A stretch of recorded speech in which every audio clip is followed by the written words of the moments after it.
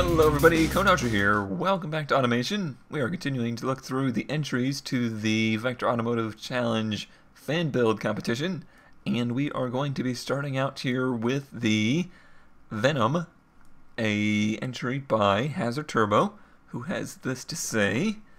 What I decided to make was kind of a Super Sport Plus version of the Kaysen.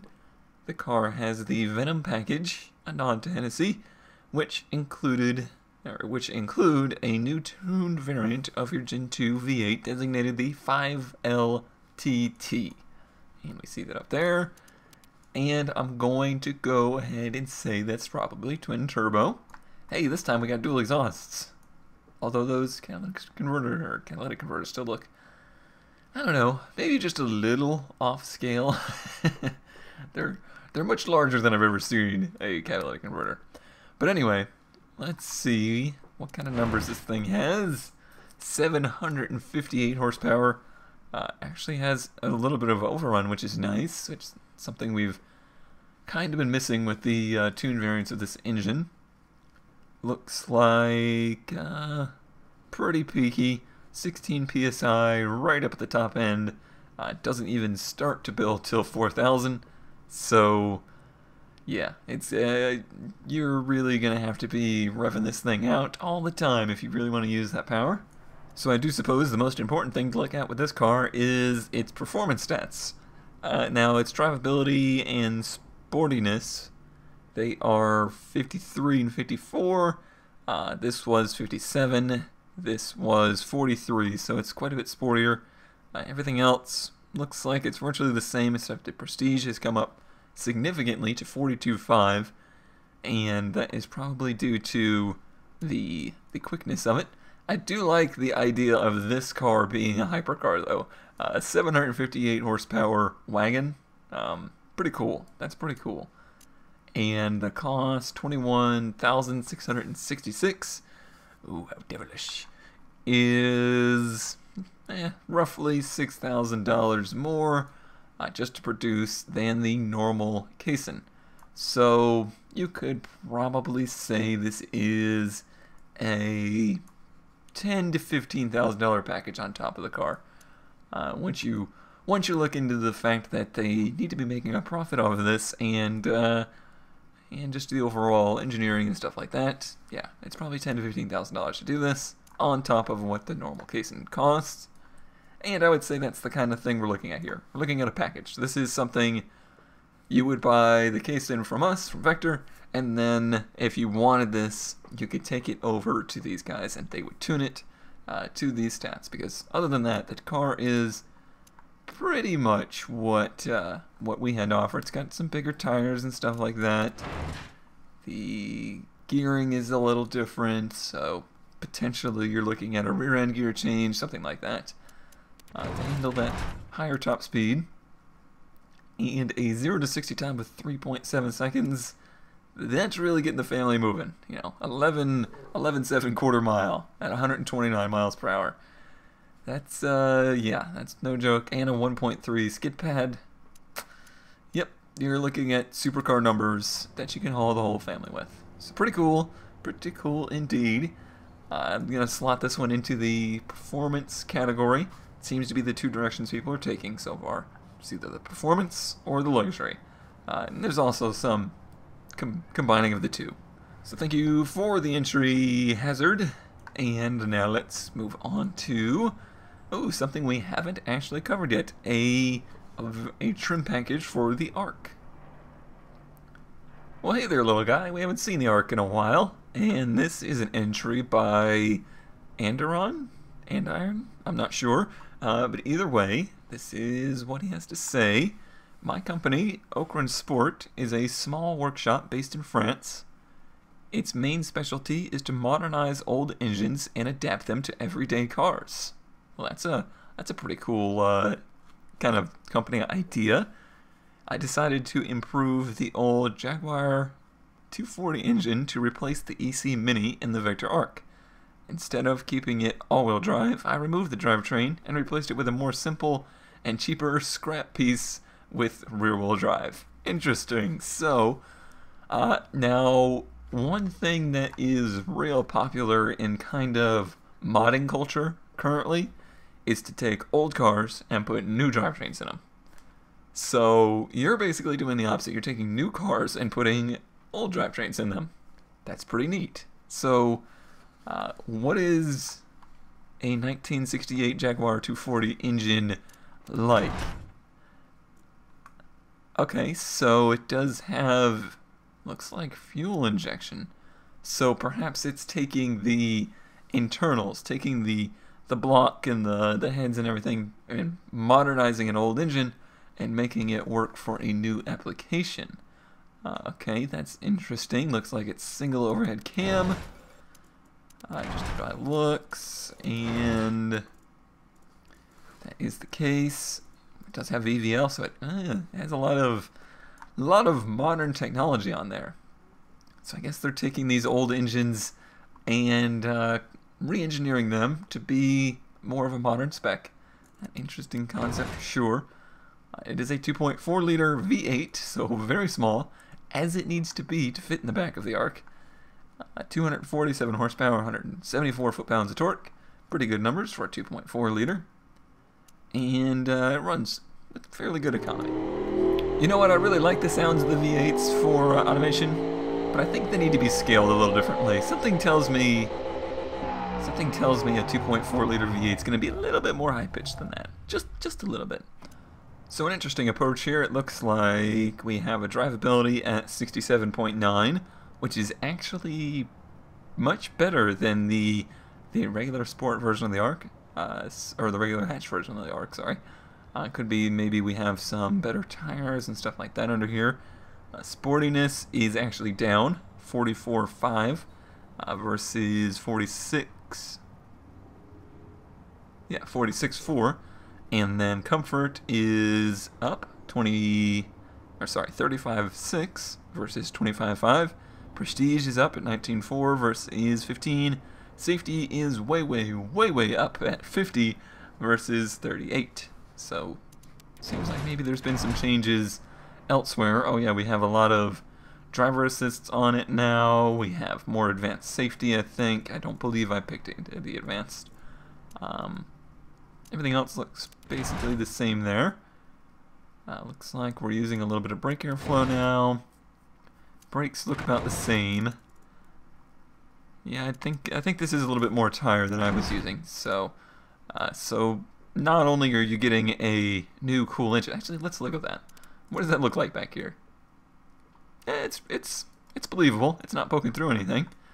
2.4 liter V8 is very small engine. I don't know that it's quite that small, but it is very small. It's hard for me to even like fathom an engine being that small, so it's hard for my brain to realize the scale. But honestly, I think to make a V8 work, just any engine that's wider than a 4-cylinder, it's probably going to be a 2-seater, like a legit 2-seater. I was already kind of going with that mentality with this car, but for this case, yeah, I think it would definitely be a 2-seater.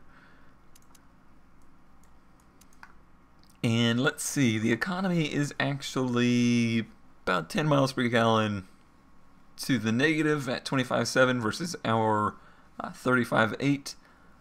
But you do get quite a bit more performance out of it. Let's see.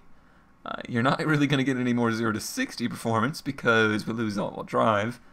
You're going to get maybe a little bit of quarter-mile top speed. You know, overall, on the street performance. You're not really going to get number performance. And the cost is $10,368.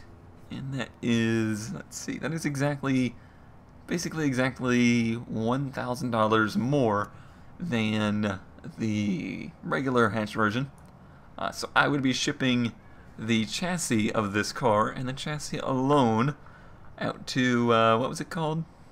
It was the Okran Sport company, so they would be getting just the bare bone chassis and then doing their own drivetrain with it and probably selling it as their own separate kind of car. Maybe even a little bit of badge engineering, if you will, so they would rebadge the car, rebrand it, and probably sell it as their own entity.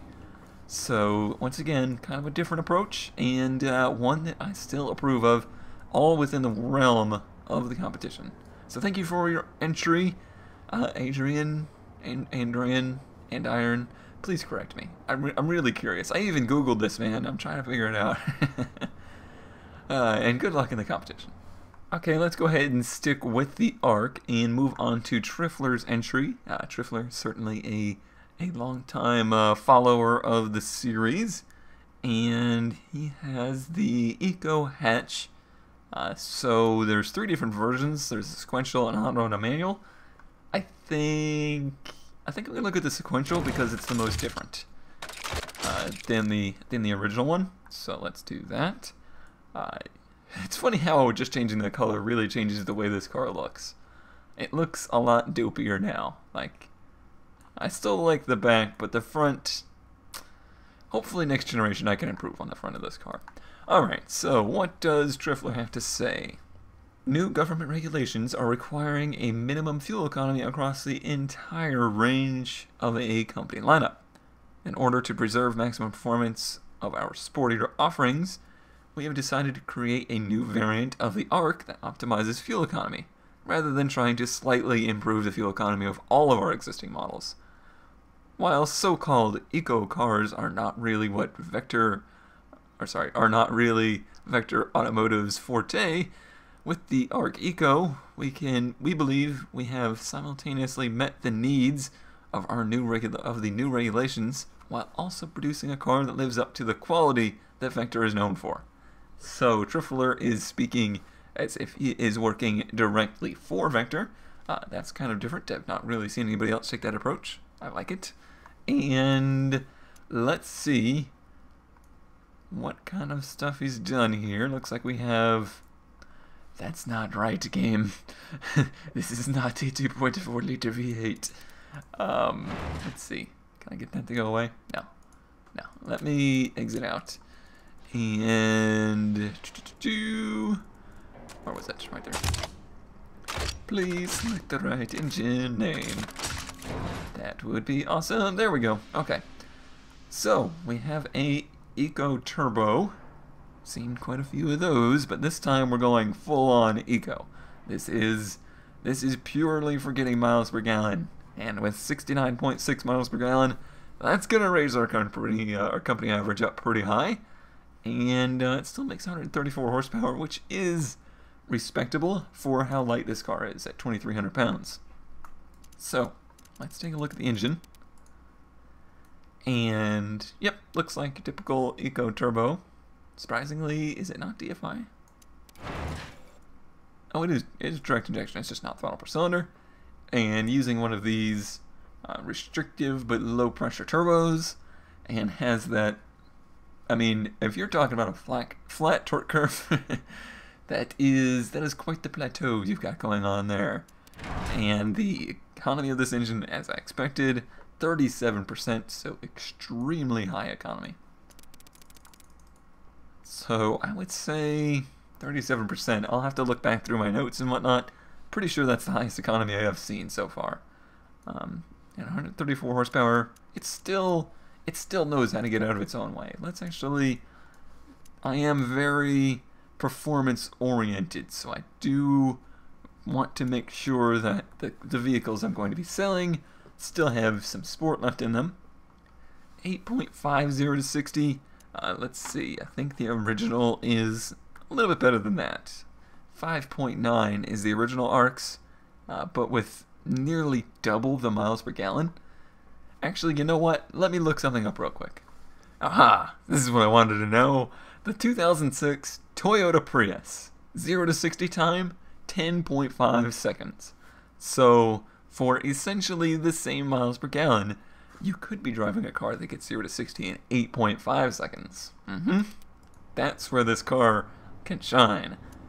And with that rear/mid-engine layout, having a 6-speed sequential gearbox, all-wheel drive, and a sportiness that's still okay at 29.7, that is about, it's a little bit more than half of what it used to be, but it's still, it's not in the single digits like a Prius would be. Yeah, I think it still pulls off a little bit of that sporty edge, while definitely helping Vector out with our lackluster economy ratings.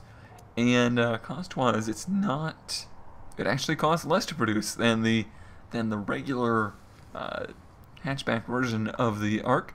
So there we go. I think you're onto something here, Trifler. Overall, I really like how you tied the theme of the company and relating it to like a real world problem into your build. That is pretty cool, and I think you did a good job of saving our butts from the EPA, who's probably not too happy with our startup company at this point. Just looking at the other values, drivability is up, sportiness, like I said, is kind of down, comfort is up, and prestige is actually slightly up, thanks turbo, and safety stays about the same. Anything else really to look at? Not really. Overall, it's not going to be the most exciting car to drive in the world. It does unfortunately run on mid-grade fuel premiums, so that's a little bit of a negative for it. But overall, if it makes the EPA happy, then I'm happy. So thanks for your entry, Trifler, and good luck in the contest for the t-shirt. And I don't know, I think this has probably been one of my favorites so far. And now for something completely different. We have a Radiant entry. This one from Boosted7M. This is the VRD Radiant. I can no longer read this. The Valraven Racing Development, something Rally Edition. And this is what he has to say about it. Vector, desiring to enter the URC, contracted a former URC, Universal Rally Championship, competitor Valraven to use their Valraven Racing Department team. VRD updated and created a Radiant-based competitor for the 2006 season. VRD lowered the displacement of the factory EC2 engine to the 2.0-liter max displacement dictated by the URC rulebook. The engine was optimized to make 400 horsepower and 300 foot-pounds of torque.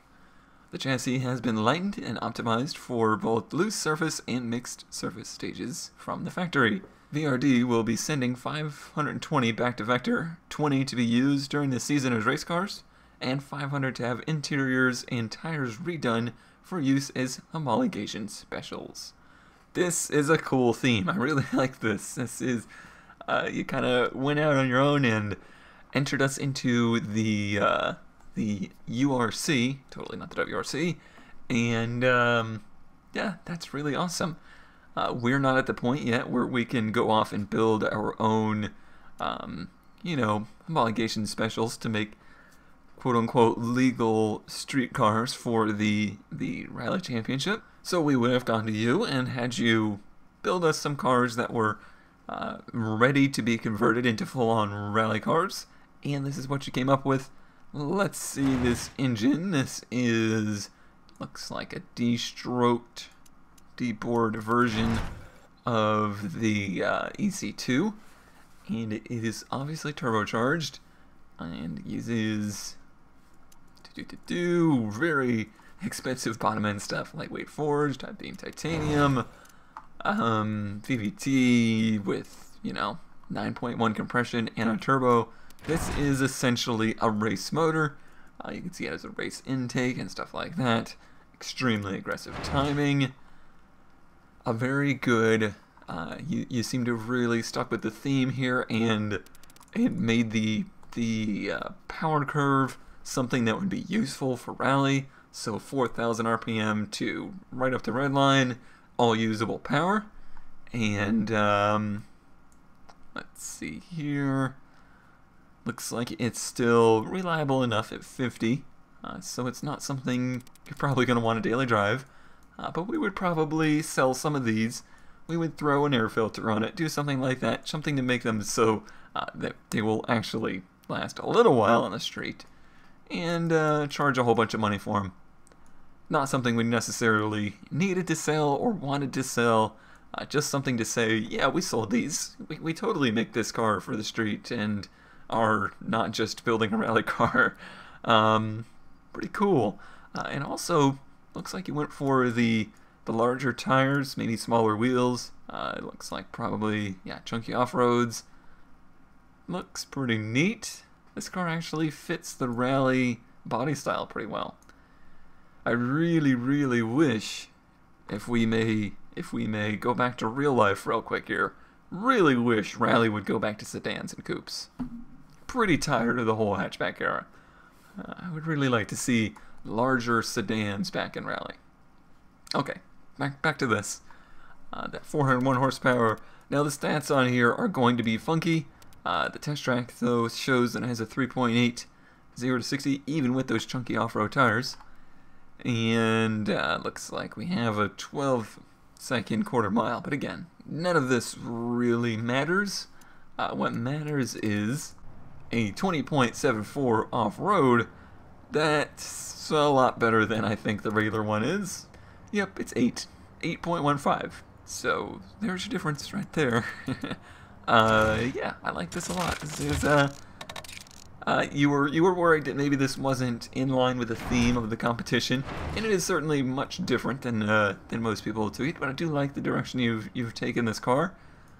It fills a void. It's something that we don't produce, something we probably don't have the resources right now to produce on our own.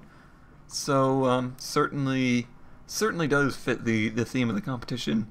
If it's something that is going to be good for Vector Automotive and something that's going to be good for you, you can profit off of, then I think it fits the competition. And with a price of $17,000 after you're done with it, we're probably going to have to sink a little bit more money into these things. So you're probably talking about a really expensive car for us to sell. I think I mentioned that already. This is going to be probably tens of thousands of dollars more than our normal MSRP car. But we're only going to have to sell 500 of them. And in reality, we'd probably do some fancy bodywork and stuff like that. I think this theme, this overall build theme, is something that would be really cool once we get the ability to change the body and stuff like that, once I've already designed the cars. So look for something more to this kind of theme for the next fan build competition. That's going to be in a while though, so hopefully that patch will have come out by the time I'm ready for that. But thank you, Boosted7M, for your entry. Really like this one as well. I like the creativity. Alright, last up we have a Vextron. Didn't get very many Vextron entries, which I guess means that I just built a really good car, right? This is an entry from Cooper, and he has this to say. Nothing. He has nothing to say. This is the CRI-4. It looks like we got some bigger wheels on there. I noticed that right away. Brakes look a little small behind those big wheels, but it certainly gives it a look. Gives it a very aggressive look. And very big tires, 245, 265, semi-slicks. This is probably going to be a very fast car. 630 horsepower. Let me go to my notes. Scroll, Vextron. Yep, 360 versus the CDR's 488. It's 6 gears, all-wheel drive, and total cost 21,000 versus 14,400 4 hours. So we're talking an extremely expensive, high-performance, hello Zoom, high-performance version of the Vextron. We've had a couple of these. I think there's still room for improvement with this, so let's take a look at what Cooper has done.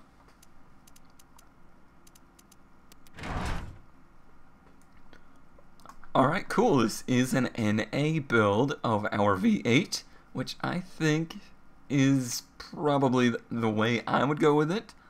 This engine, in my opinion, still has a lot of life left in it. So let's see. We're using some pretty expensive materials. I-beam steel, lightweight forged. Looks like it's having some minor reliability issues, but this is a super high performance tune of the engine. Looks like maybe there's been some bottom end work done. De-stroking perhaps. Perhaps boring it out and then de-stroking it. That's an interesting take. And then we have extremely aggressive compression cams and all of that jazz. We're using just a standard performance intake, not a standard, a performance intake. So this is still something that's treatable.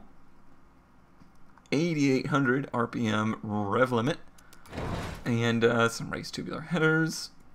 Really, some bottom end work has been done, probably some higher flowing cams and stuff like that, and then a lot of bolt-ons, and then you get 630 horsepower out of this guy with 428 foot-pounds of torque, you know, straight across the board too. And there's no huge torque peak.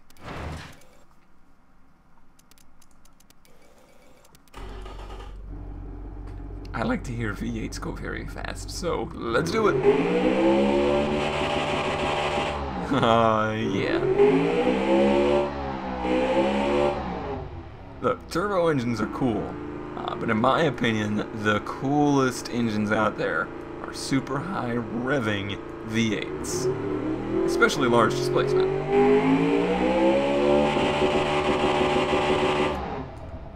Because they sound really cool. Alrighty, so let's go to the trim now. And my values have changed. I don't know why this keeps happening. I really don't. There we go. And we can see that it gets 18 miles per gallon now. Slightly worse, slightly worse. This is not your daily driver anymore. And we're really going to need Trifler's we're really going to need Trifler's EPA pleasing vehicle now. Hey, who's poking through there? Who is that? Oh, I didn't notice that. It's a direct fuel injection throttle per cylinder. Those look so cool. I like those a lot.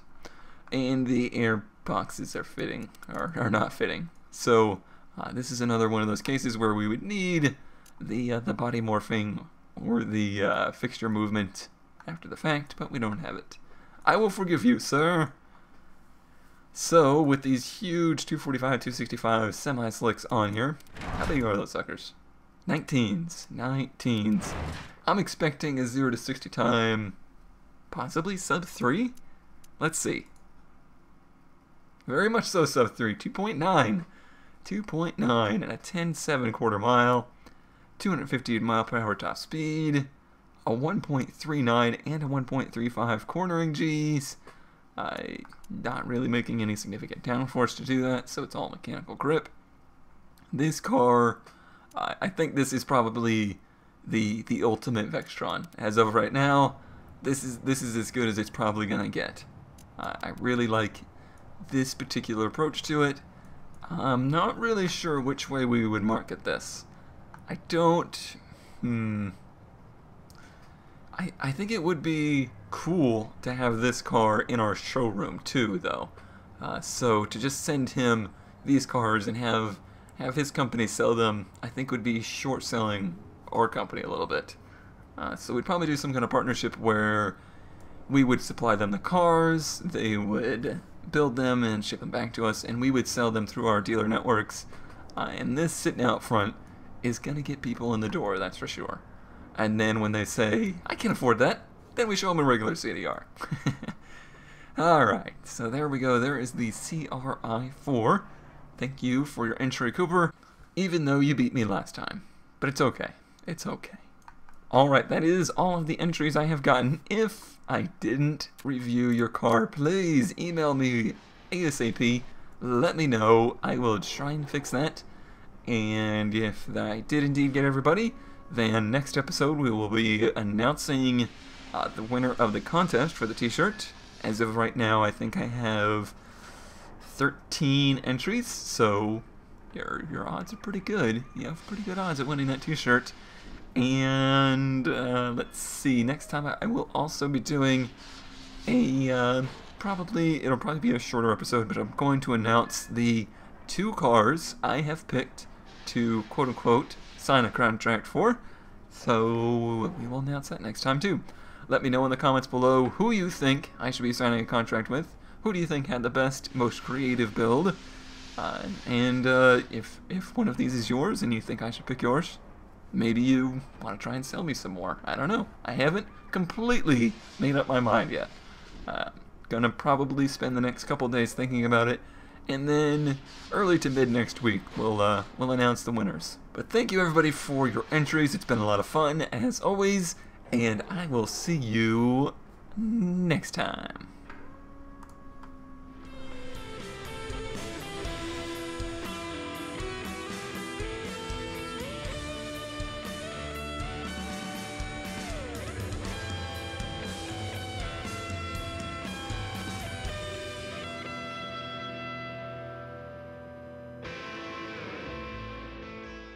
So it sounds like we got another twin turbo. All right, clearly today is not my day for talking. Quick.